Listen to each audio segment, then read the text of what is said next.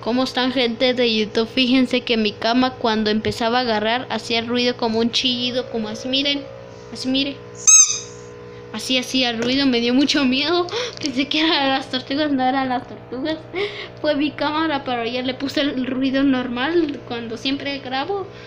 Es por eso que no se asusten. Yo no subí un video de esos, pero yo pensé que era la tortuga.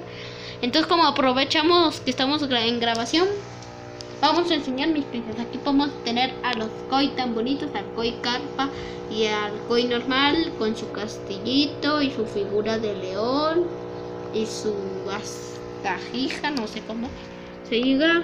Aquí vemos a los ángeles hermosos, los ángeles con el guppy para arriba y para abajo, y el limpiapeceras ahí, no sé si ahí se puede ver el limpiapeceras. Vamos a ver de arriba esto. Vale, estoy viendo de arriba los koi, ahí pueden ver. ¡Ay! ¡A comer! Ahí pueden ver que están subiendo. Miren qué chulis, qué guay. Ahora los ángeles.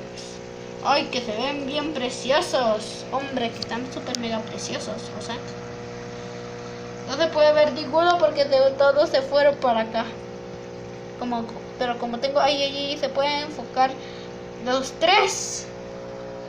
¿En dónde está el grandote? Que el grandote me gusta a mí. ¡Ahí está el grandote! Ahí se puede ver, miren qué bonito es. Me encantan los ángeles. Aquí vemos a las crías.